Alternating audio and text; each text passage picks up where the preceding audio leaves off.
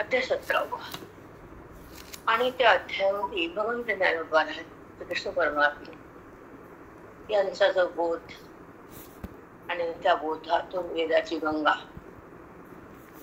ज्या मनामध्ये थांबते ते मन रामपंत हे रोज चिंतन आपण ऐकतो. मन देहाशी संयुक्त आहे, भगवंताशी भिन्न आहे, देहाशी भिन्न आहे. म्हणजे संबंध तादात्म्य देहाचा भगवंताचा नाहीये. म्हणून भक्तीशी आपण पूर्ण भक्त नाहीये, आपल्याला त्याची प्राप्ती नाहीये, आपण जीवनमुक्ती भोगत नाहीये. कारण ब्रह्मज्ञान परिपूर्ण आपल्या हृदयानं प्राप्त केलं नाहीये.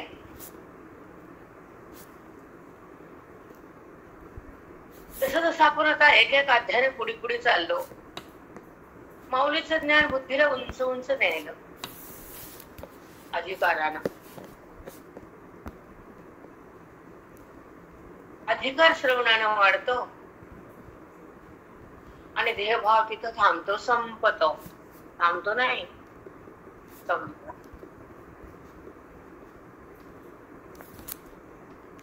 आणि देहाचा संबंधच बुद्धी टाकते, सोडती त्या देहाला. तो क्षण ईश्वराच्या भेटीचा, परमात्म्याच्या खऱ्या सुखाचा आविर्भाव जागा होतो हृदयात. ते भेट बुद्धीची आणि परमात्म्याची, रामाची, नामकृष्णाची, कोणते भी नाव द्या, नावाचं सांगू नका, तो एकच आहे, त्याला अनेक करू नका. तो सदा आहे.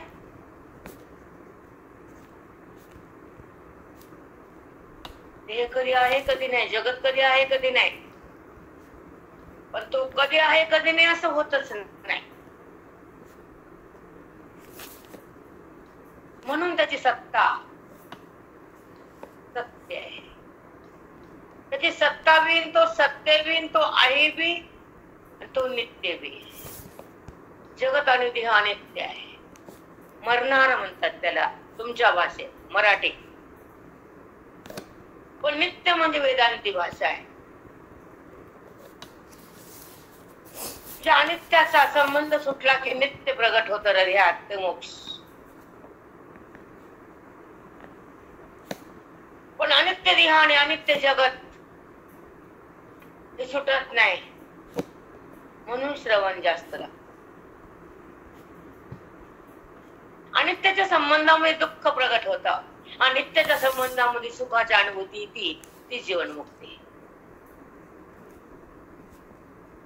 आणि ते भोगता येत नसेल तर परमार्थाला अर्थ नाही, वेदांताला फल नाही, आणि तुमच्या बुद्धीला ईश्वराचा स्पर्श नाही, देहाचा संबंध मी टाकला नाही, हे हात वर करून आम्ही सांगतो. तोपर्यंत संबंध देहाचा नाही, संपला नाही, सुटला नाही, तोपर्यंत परमात्मा भेटला नाही. आणि संबंध का सुटतो, संबंध का वाढतो? ही मायेमुळे संबंध वाढलेला आहे. पण मायेला आम्ही सांभाळतो आणि भगवंताला पासून दुरावतो, हे संताला कळतं. आम्ही मायेच्या जवळ आहेत का आम्ही देवाजवळ आहे? ईश्वराला आम्ही जवळ केले का संसारा जवळ केले? हे बुद्धीला जेव्हा कळतं तर बुद्धी भगवंताला मिळते. ती लोकांताला नरकाला स्वर्गाला जात नाही, कदापि नाही. कारण लोकांतराला जायची इच्छा नाही आणि त्यांची अवस्था पण नाही. कारण ती स्थिती त्यांची नाही, लोकांतराची इच्छा नाही. मग कशाची इच्छा आहे? जीवनमुक्तीची, परमात्म्याच्या वृत्तीची आणि स्वतःच्या सुखाच्या अनुभूतीची इच्छा. तो ज्ञानी आहे. स्वतःच सुख स्वतः भोगायचं, सुखामध्ये राहायचं, सुखरूप बनायचं, वेदांताकडे जायचं, स्वतःला स्वतः पाहायचं, आपल्या सत्तेत राहायचं, देहाच्या सत्तेला सोडायचं, त्याला जीवनमुक्त म्हणायचं. सत्ता देहाची, सत्ता ईश्वराची. सत्ता कोणती? दोन सत्ता तुम्हाला, त्याच्यात तर 1760 आहेत, तो विषय सोडून द्या. पण जेव्हा भगवंताकडे बी जातं मन आणि देहाकडे बी राहतं मन, मग काय खरं? जे मन देहात राहतं ती भक्ती नाही, आणि जे मन देहाला सोडतं त्याच्यापासून भक्ती नाही. तुम्हाला किती सांगा, रोज पाठायची ती बाई किती सांगते, मिळते कमवायचं माहितच नाही ना फुकट खाणाऱ्या. प्रपंचाच हे परमार्थ असो. संत परमार्थाचे कष्ट करतात आणि संसारी भ्रष्ट जगतात. व्यर्थ नाही करू शकत कष्ट. तुम्ही लोक नाही करू शकत. तुमच्या अवस्थाच नाही कष्ट करण्याची, तुमची अवस्था संसार भोगण्याची नाही का? संसार कसं सोडायचं, देवाला कसं झाडायचं, परमात्म्याकडे कसं जायचं आणि स्वतःला कसं पाहायचं, त्याला वेदांतात राहायचं. त्याने वेदांत राहायचं, संसारात नाही राहायचं. राहून बाजूला सरकारचं अलिप्त दशा म्हणतात. वृत्ती संसाराला चिटकत नाही, संसार तर थांबतच नाही, पण संसार केलेला भाव उत्पन्न होतच नाही. तो जीवनमुक्त नाही, त्याचा संबंध ठेवत नाही, त्या संसाराचा अहंकार उरत नाही, कारण ते करून वाकरत असत. तो ज्ञानी व्यवहाराचा स्पर्श नाही तेव्हा निर्व्यवहार होता येत, आणि व्यवहार टाकायला मायेचा नाश करावा लागतो.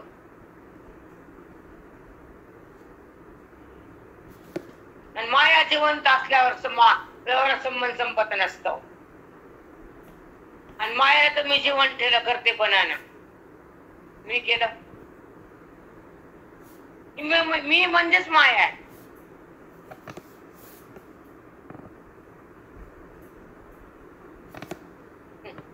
ती मीला जाग करते, देह मी. इतर मजबूत शक्ती ना आपली. मी देह, मी ब्रह्म कुठं म्हणतो? कुठं वाटतं मी ब्रह्म? नाही वाटत. मग मी ब्रह्म अशी अनुभूती येण्यासाठी चिंतन आहे, आणि देहभाव टाकण्यासाठी श्रवण आहे.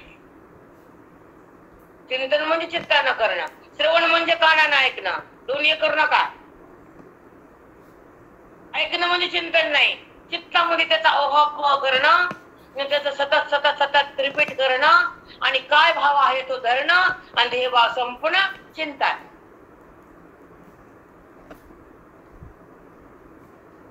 तुम्हाला चिंता माहिती, चिंतन नाही.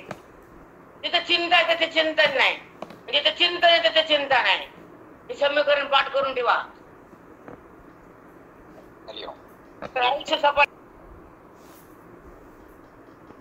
म्हणून चिंता त्यानं करावी, तुम्ही नाही.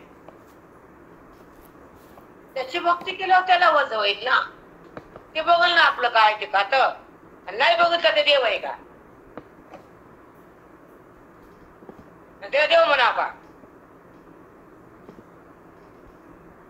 म्हणून त्यांना चिंता करावी, आणि तुम्ही चिंतन करावं, वाणी नाम घ्यावं, आणि त्याच्या हृदयात प्रेम यावं, त्याला संत म्हणा.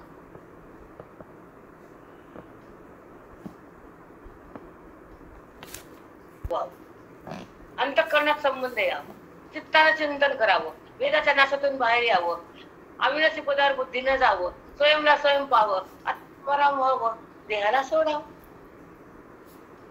टिप्स म्हणते त्याला. अर्ध बोलून अर्ध सोडलं जमते का? आता मीठ वाटेल जेव्हा, काय जेव्हा? उत्तर का? जेव्हा पाणी ठेवलं आणि मीठ वाढलं,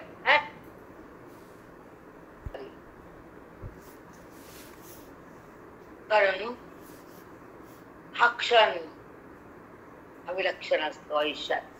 ज्या ठिकाणी भगवंताच्या भेटीसाठी अंतःकरण त्राहिमाम असतं, त्याला त्याची भेट घ्या वाटते. बुद्धीला त्याच्यापाशी राहा वाटतं, वृत्तीला त्याचा संबंध करा वाटतं, आणि अंतःकरण बाळ संपून त्याचा चिदविलास भोगा वाटतं. त्याला हृदयातून प्रगट करून त्याच्या संबंधाशी जगणारा जीवनमुक्त असतो आणि देहाचे संबंध करणारा विचित्र घाण असतो, घाण.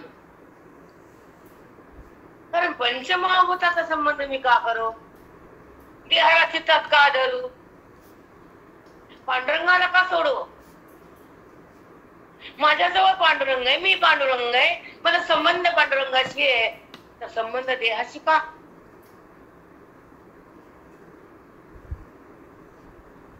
का संबंध वागू मी देहाचा? अरे प्रसंग दुःखाचा येतो, मग संबंध देहाचा, अनुभव दुःखाचा, अमार्ग अविद्येचा, साक्षात्कार विकाराचा, जगताचा. जेव्हा अविद्येनं तुम्हाला जगत दाखवलं तर ज्ञानी संतांना, ग्रंथानं, वेदानं त्याचा बात सांगितला. मग दाखवणारी वृत्ती अविद्येची आहे आणि बात करणारा ग्रंथ वेदाचा आहे आणि सांगणारे संत ईश्वराचं रूप आहे.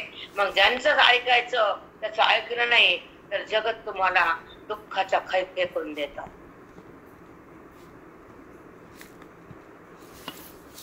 तिथून बाहेर येता येत नसतं. त्याचं नाव माया. बलीवार नाही, कालापासून बसली आहे. तुम्हाला कळू देत नाही मी तुमच्यापाशी आहे म्हणून. कळू का मी अविद्या आहे माझ्यापाशी म्हणून? बुद्धीला माहित आहे का मी अविद्येचे? आणि तिला माहित झालं की अविद्या ठेवती का बुद्धी? नाही.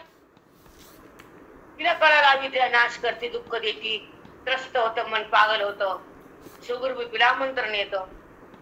त्याला बोलवलं जातं अविद्येचं, ये इथं बस.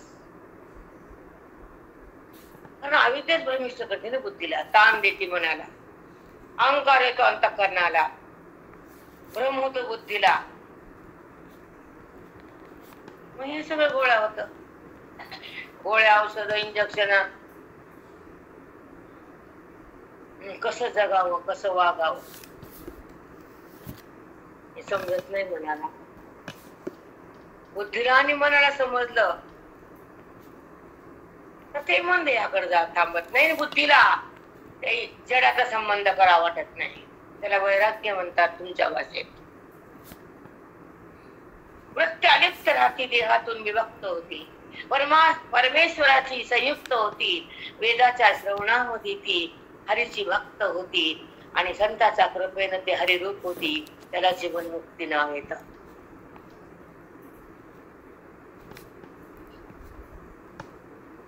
संताच्या संगतीमध्ये बुद्धी हरीमध्ये जाती, हरीला पाहती, हरीला ओळखते आणि हरीशी एक होती, ती जीवनमुक्ती. तुम्हाला दाखवले का नाही व्हिडिओ? काल होते का शब्द नियमाने बोलायचं करता येत नाही, कारण तुम्ही बहिरंगामध्ये स्वतःला एकरूप केलाय. बहिरंगाची काय चव तुम्हाला? अधिकार संपलेला आहे.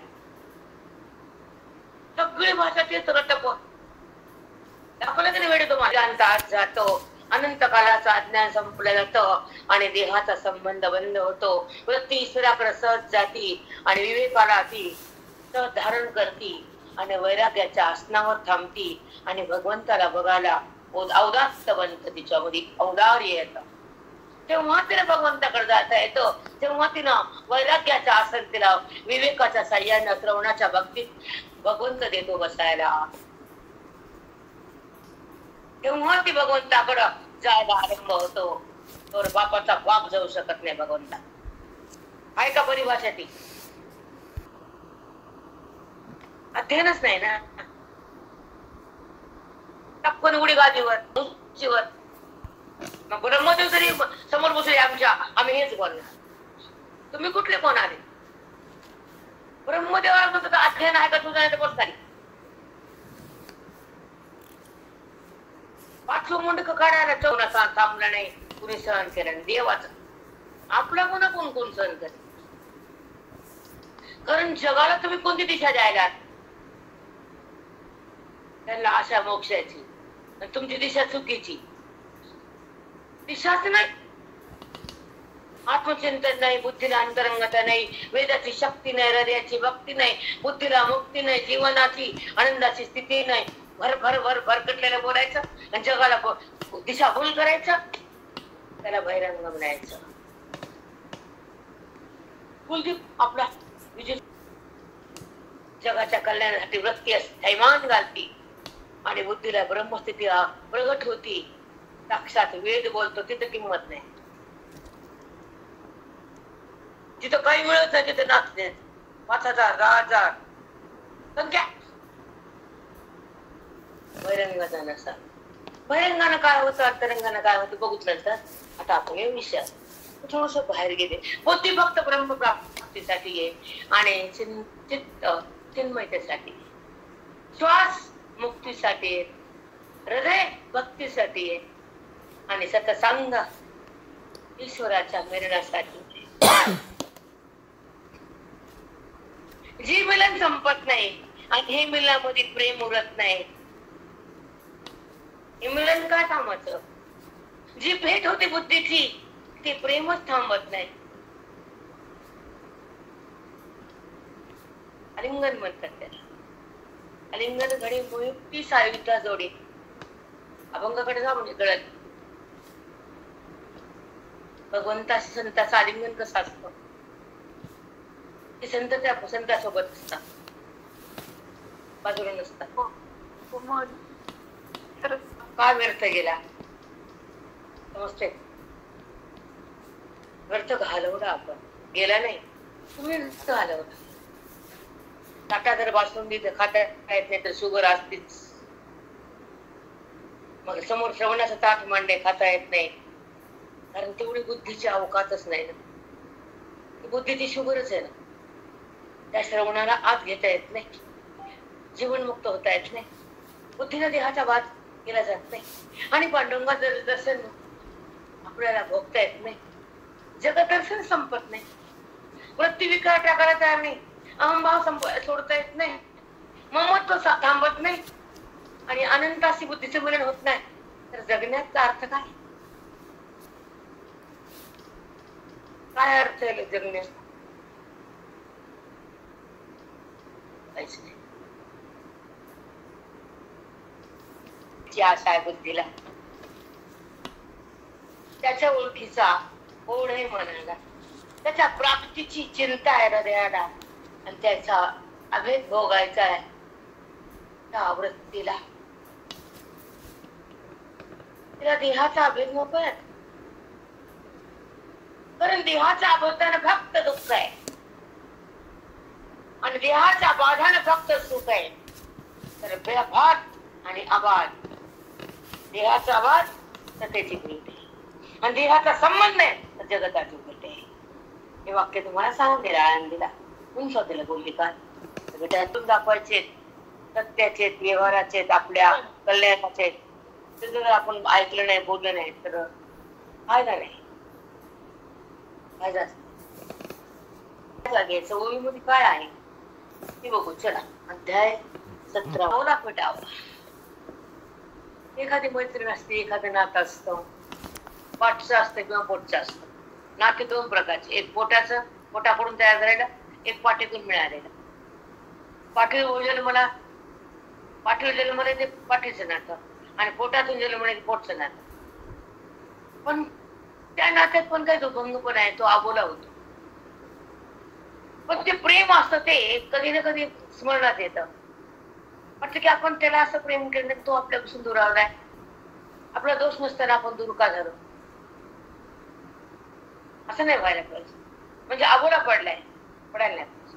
तसं त्या परमेश्वराचा बुद्धीच्या अबोला केला बुद्धीनं, त्या भगवंत परब्रह्म आहे आणि बुद्धी त्याला बोलत नाही, ब्रह्माचं चिंतन तिला होत नाही आणि त्या ब्रह्मस्वरूपामध्ये बुद्धी थांबत नाही, तिला थांबताच येत नाही, म्हणजे अबोला आहे, ती देहात थांबते.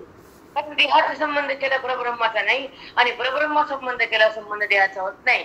पण देहाच्या संबंधामुळे ब्रह्माचा अबोला झाला, तो फिटायचा आहे.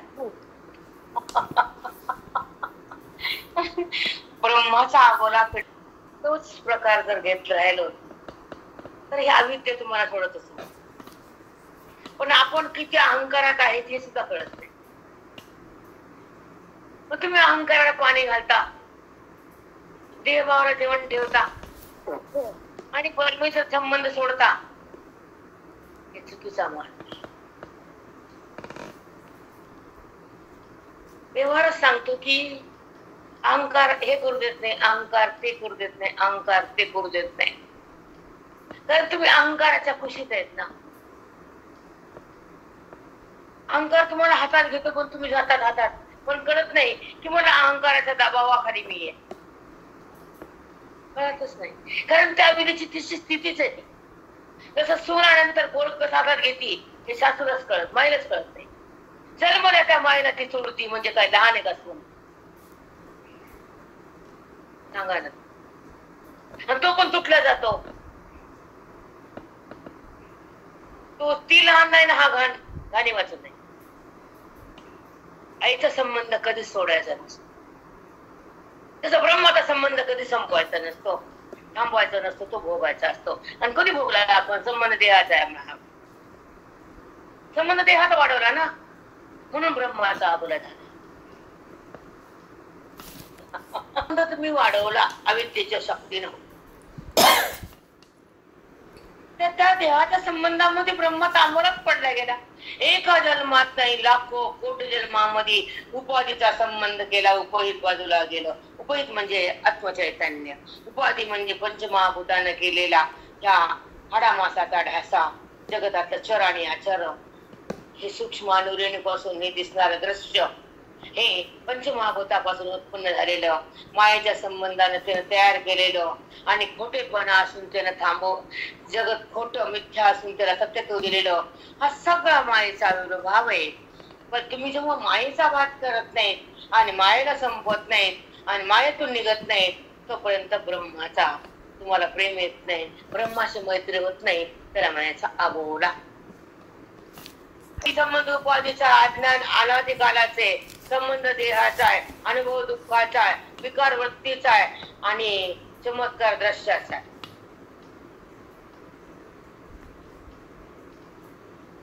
हो माऊली. अबोला पिटावा, अद्वैतित्व मध्ये भेटावा. कारण हे जगताच झाले, एकाच नाही आहे. पिटावा, अद्वैतित्व भेटावा. ऐसा मंत्र देखिला कवना वेगळे बापे, ऐसा मंत्र देखिला कवन कनवा, ऐसा मंत्र देखिला कनवा. वेदे बापे, आमचा वेद बाप आहे. ब्रह्माचा बोला पेटण्यासाठी त्याने मंत्र दिला महावाक्याचा, तो आम्ही घेतला आज. वेदानं मंत्र दिला, बाप आहे आमचा तारणहार वेद. आणि त्या वेदातून मंत्र दिला महावाक्य, तू ब्रह्म आहेस. आणि महात्मा ब्रह्म, अहम ब्रह्मास्मी प्रज्ञानम ब्रह्म तत्वमसि महावाक्य, हे मंत्र दिले वेदानं. आमचा कनवाळू बाप आहे. आणि त्या मंत्रांना बोला पिटला आणि ब्रह्मस्वरूपामध्ये मन आटलं. देह दिशा संपली, अविद्या जळाली, मी कोण कळालं. त्या ठिकाणी मन राम झालं, ते परमेश्वराच्या आत गेलं. दोघांचा संगम झाला, बुद्धीचा आणि परमात्म्याचा. प्रयागराज म्हणते त्याला. आमच्या पाशी तांदूळ नाही, मूग नाही, मोती नाही, पवळं नाही. आम्ही कुंभ दिला की नाही? आम्ही नाही दिला. आता म्हणत यांना दिला, घेऊन द्या. हा, राम राम म्हणत तुम्हाला. त्याच्यात मोती वेदाचे आणि पवळं आमच्या गुरुचं आणि मन आमचं तर घातलं आमचं आणि संकल्प त्या बामणाच्या पाण्याचा. झाला कुंभ प्रयागचा. मोती काढतात. बहिरंगानं सोडलंच नाही अजून. एकदा दिलं पण झालं, किती बार द्यावा. त्याच्या जन्मात दिला म्हणतो इथं आलो. या कुंभावर ज्ञानाचं कुंभ भेटलं, दिले आम्ही महाकुंभ मागच. कबर द्यायचे बामणाला कुंभ. आता मन द्यायचं देवाला. त्या बायका कुंभ देतात, मन तसं तिथं घाण. मनात देहाचं भान काय करते कुंभ देऊन? हो माऊली. ती म्हणते कुंभाची शास्त्र. अरे ब्रह्मने अंत कर्म कुठचं थांबावं लागतं. कर्मातून उपासनेतून ज्ञानाकडे जावं लागतं आणि त्या पांडुरंगाला पाहावं लागतं. अमृत ज्ञानाचं कुंभ भरावं लागतं हृदयात आणि त्यामध्ये मनाला टाकावं लागतं आणि त्या ईश्वर स्वरूपाच्या तत्वाला अनुभवावं लागतं. हे महाकुंभ ज्ञानाचं असतं. त्याचा ब्राह्मण संत असतो, हे नसतं. कोण ब्राह्मण ते संत. त्या कुंभात महावाक्याचं दान टाकलं, ज्ञानाचा कुंभ. संताचं महावाक्य मोती पोळ, कुठला ब्रह्माचा आगोल, तांदूळ बरोबर बियाजार. आपली वासनाच राहिले, हे करा ते करा, अट्टंटट्ट आपल्याला होतच नाही. ते करत बसा, कवर बी करा. करण्यामध्ये ते नाहीये, ते दोन. करणं कळलं समजतच नाही बायांना. समजत कळाल्यावर करणं संपलं, कळाल्यावर करणं, नाही कळालं तर करणं संपतच नाही. जन्म घ्या करा, जन्म घ्या करा, सोडत नाही कर्म ह्यांना. पुन्हा त्याला मला आणतं आणि पुन्हा म्हणतं अजून कुंभाकडे चाल. समजतं काय ना, करणं म्हणजे कर्म आहे, कळणं म्हणजे ज्ञान आहे. ऐका तुझे अंतर आहे बापा. ब्रह्माचा बोला भेटावा, अद्वैत अद्वैत तो भेटावा. अद्वैत पे आता द्वैत ना आतलं सांगायला 10 मिनिटात होत असतं वेगळं. जेव्हा द्वैत भस्म होत तेव्हा अद्वैत प्रगट होत. आता द्वैत म्हणजे तू आणि मी, द्वैत म्हणजे गुण, द्वैत म्हणजे उपाधी, द्वैत म्हणजे प्रकृती, द्वैत म्हणजे जीव आणि शिवाचं केलेलं अंतर.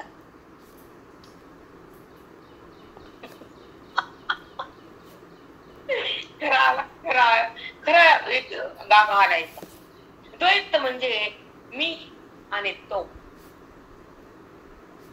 मी नाही, माझ्यात तो आहे असं माहित नाही, त्याचा मला संबंध हे कळत नाही. त्याला भिन्न केलं द्वैत, त्याला जाणलं अद्वैत, त्याचा आवेश झाला अद्वैत, त्याचा अनुभव आला अद्वैत, बुद्धी रंगली रंगात रंगाच्या अद्वैत. लय सुंदर अद्वैत म्हणायला काय असं 2 मिनिटात होत असतं का अद्वैत? ती सहजता आहे म्हणजे ह्या अध्यायातून 433 ओव्याचा सार ब्रह्माचा गुण होता. आणि त्याच्यात सांगितलं होतं मी की सत आणि सत या तिन्ही पदाचा जो आविर्भाव करून जो संकल्प करून याचा उच्चार करून जे कर्म करतं ते कर्म मला अर्पण होतं. ते कर्म त्या स्वर्गाला नेत नाही, त्या कर्माचं पुण्य होत नाही. ते कर्म नीट माझ्याकडे येतं, पण ते कर्म पाप पुण्य रहित होतं. हरी ओम सत सत म्हणताना कुठली क्रिया जर केली, कुठला व्यवहार केला, कुठला दान धर्म केला, ते कर्म घनमुरूप होतं आणि त्या कर्मातून पाप पुण्याची स्थिती बंद होती आणि ती कर्म त्या शुद्ध होतं मन आणि त्या मनाला माझी ओळख पटती. हा सार मी तुम्हाला सांगितलं टक्का. पण एक सांगतो नाही, त्याला मुक्तीची आशा करायची नाही. कारण श्रवणामध्ये नसेल आणि नसेल, बुद्धीला झेपत नसेल, ती ग्रहण करत नसेल, त्या श्रवणात ती थांबत नसेल, श्रवणाचं अवलोकन होत नसेल, तर बुद्धीमध्ये श्रवणाचा ओप नसेल आणि त्या बुद्धी श्रवणाचा साठा नसेल, तर बुद्धी भगवंताकडे जाऊ शकत नाही. तुम्ही ऐकता करून देता, ऐकता बोध ऐकता का तुमच्यापासून? तुम्हाला एका मिनिटात सांगितलं ना, अरे निरूपण 17 अध्यायामध्ये जेव्हा जे कार्य होतं त्या कार्य करताना त्याचं स्मरण, त्याचा अध्ययन, त्याचा उच्चार करून आपण सतत त्याच्या उच्चारातून त्या कर्माची क्रिया, दान धर्म किंवा रक्ची क्रिया जर केली तर ते कर्म अकर्म होतं, निष्कर्म होतं. त्या कर्माचं पाप पुण्य थांबलं जातं आणि ते कर्म त्या बुद्धीला सात्विक कर्म ईश्वराकडे याचा प्रयत्न आटोकाट करता जातीच बुद्धी. कारण ते सात्विक शुद्ध कर्म आहे, त्यामध्ये बुद्धी शुद्ध होती आणि त्या कर्माचा संबंध सुटला जातो अंतःकरणाचा. जेव्हा अंतःकरणाचा आणि कर्माचा संबंध सुटला जातो, परमात्मा प्रगट होतो आणि त्याचा साक्षात्कार होण्यासाठी महावाक्याचा आविष्कार साधूच्या मुखातून हृदयात जातो.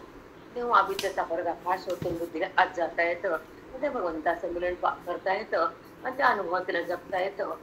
त्यालाच म्हणतात हरि ओम तत्सत. हा कालचा सार, हा कालचा अध्ययनाचा सार आहे. कायची शिस्त, आईचं घराला बांधून ठेवणं मला अर्पण होता. ते कर्म पाप पुण्य रहित होतं, त्याचं पाप पुण्य उत्पन्नच होत नाही, कारण ते कर्म ब्रह्मरूप होतं. ते शुद्ध कर्म, ते सात्विक कर्म, त्या कर्मानं मन शुद्ध होतं आणि मग त्या मनाला माझी ओळख होती आणि मग ते मन माझ्याकडे यायला सुरू होतं. कारण बुद्धीमध्ये श्रवणाचा साठा झाला की ती भगवंताकडे जाते. कार्य करताना माझं स्मरण ठेव, माझं उच्चारण करत जर क्रिया केली तर ती क्रिया, ते कर्म निष्कर्म होत, ते सात्विक होतं, ते तुला ईश्वराकडे नेते. कर्माचा संबंध सुटला आणि परमात्म्याचा संबंध प्रगटला. परमात्म्याचा साक्षात्कार झाला. हा महावाक्याचा आविष्कार गुरुच्या मुखातून, श्रवणातून, त्यांच्या ध्वनीतून साधकाच्या हृदयात आला. अविद्येचा पर्दाफाश झाला. बुद्धी परमात्म्यात गेली. तिचं आणि भगवंताचं मिलन झालं आणि त्या आविष्कारातच ती जगली. याला म्हणतात ओम तत्सत. साष्टांग दंड सद्गुरू. करायची नाही. जो तकमक त्याची असावी. बरं ह्या लग्नाला सोनं, माती, दगड, आयर, 50 माणसाच्या नाराज्या, आणि त्या लग्नाला कुणीच नाराज नाही. लग्न आहे ज्ञान पत्रिका बी नाही, सोनं नाही, ब्राह्मण गुरु आणि पत्रिका ज्ञानेश्वरी आणि अक्षरा महावाक्य भेटते. झालं लग्न. किती सुंदर माऊली लग्नेश्वरी, महावाक्याची अक्षता आणि ब्राह्मण गुरु. किती मस्त. खरंच कोणाला त्रास नाही. आज पुढून सुरुवात आहे. किती मस्त. खरंच ब्रह्ममुहूर्त. अगदी खरं. ब्रह्ममुहूर्तावर. खरंच आहे. ब्रह्ममुहूर्त. कष्ट नाही. नाही खरंच. लोकांच्या घरात फोडले, घट्ट केली गाठ, बुद्धीची देहाची बांधली गाठ, थोडा हळकुंड लोकांचे. आयुष्यभर तेच आहे माऊली. खरंच आहे. पिटावा अद्वैते तो मिटावा, ऐसा मंत्र देखील कनवा वेदबाप. ऐसा मंत्र देखील कुणी वेद पाप झाल्यावर ते मंत्र देतो आपल्याला. आणि अद्वैत ब्रह्माचा बोडा पेटावा, अद्वैत तो माझा भेटावा. आता अद्वैताने भेटणं म्हणजे ते सांगणं होत नाही. आता मला टाइम बी नाही. टाइम झाला. द्वैतानं काय होतं, अद्वैतानं काय होतं, एक दिवस पुरत नाही मला. चला पुढे येतात. थांबू. किती वाजले? ब्रह्मचा बोडा पेटावा. नंतर बोलले की ते ऐसा मंत्र देखील आपण हवा विदू बापू. असा मंत्र कोणता दिला? वेद बाप झाला, माझा उद्धार केला. मंत्र कोणता दिला? चला दुपारी बघू. तर आराम जेवणे करून चिंतन श्री ज्ञानदेव तुकाराम पंढरनाथ भगवान की जय. ज्ञानेश्वर महाराज की जय. जगन्नाथ महाराज की जय.